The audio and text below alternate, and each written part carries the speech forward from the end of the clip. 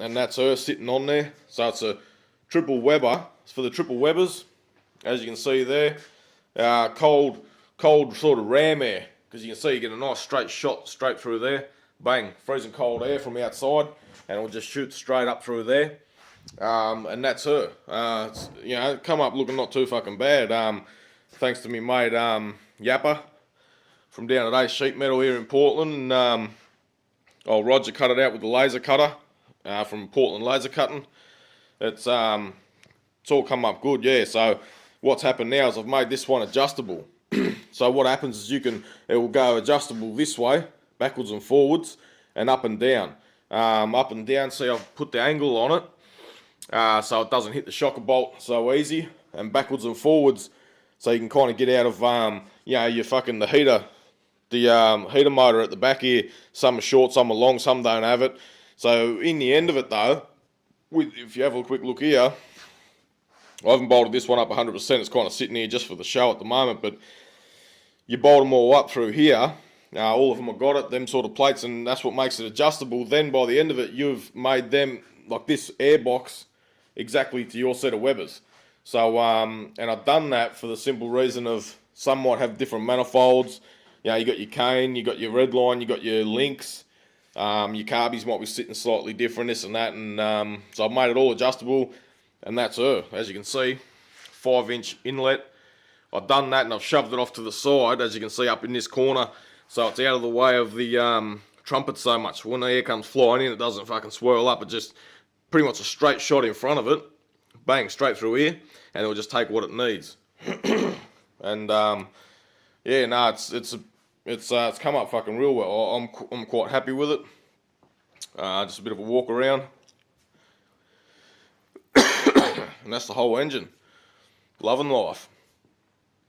Alright, fucking, I'll throw a few pictures up too.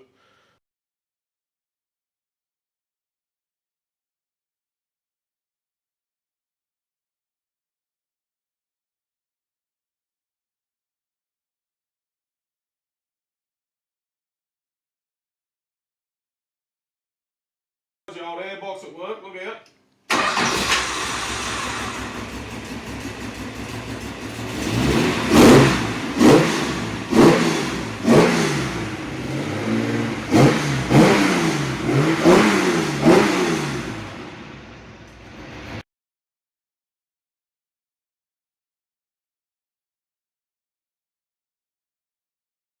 Alright boys, here we go, first run, airbox on.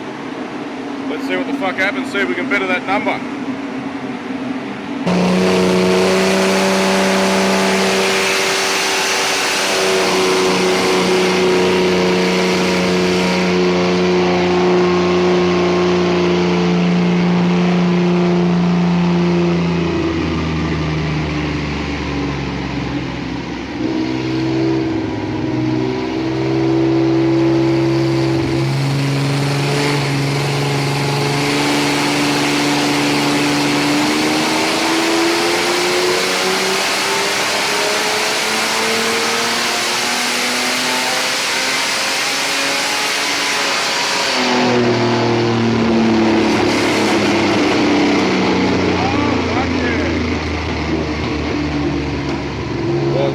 On the old airbox here, and a couple benefits that go along with running one.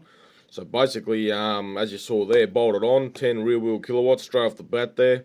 That's not too bad. The other thing I just want to point out too is that in them dyno runs the bonnet was up, so it would have been cooler under there than it would be normally, if that makes sense. So if I would have had the bonnet down, it would have built up a lot more heat, and then the airbox could have actually shown more than 10 rear wheel kilowatts there, because the airbox only draws in outside air. So, if that makes sense. Anyway, moving on. Basically, when you got an airbox on there, you get an outside air, so the temp's always cooler, and it's always even as well. So what happens is, when you run Webers nice and cool and even, they run smoother. They feel better. Those with Webers would know what I'm sort of talking about. The night time comes, or it's a cool day, and they just run better. So that's sort of helping that side of it as well.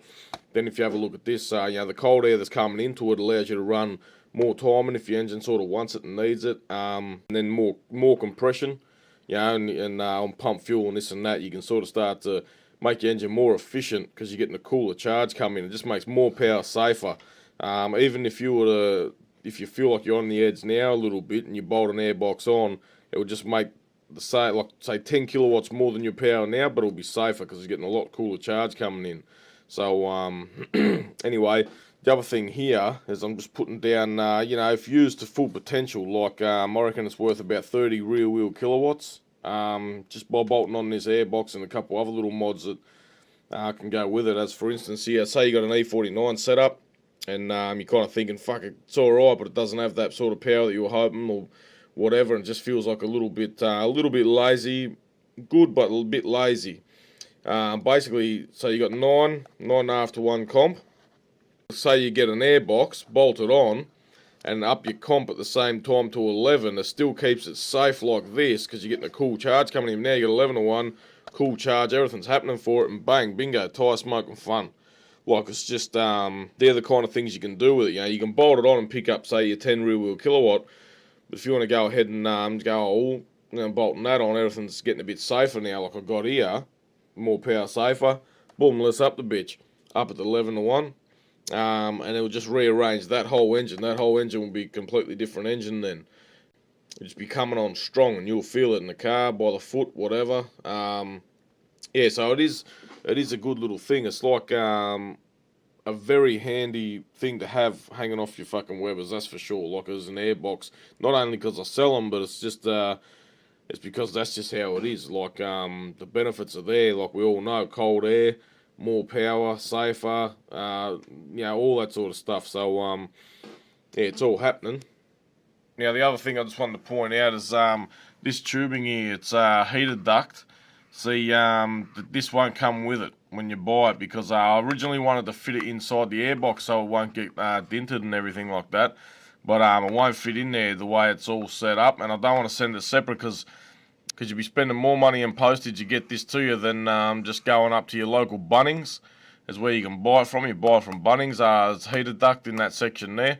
Just walk in asking for some 5-inch, you know, tube there like that, and that'll be no worries. The other thing is too, if you're running in a race class in like you know, racing your Chargers around historics and this and that, sometimes you can't run a 5-inch pipe because they got like a little 4-inch just below the battery, little 4-inch hole.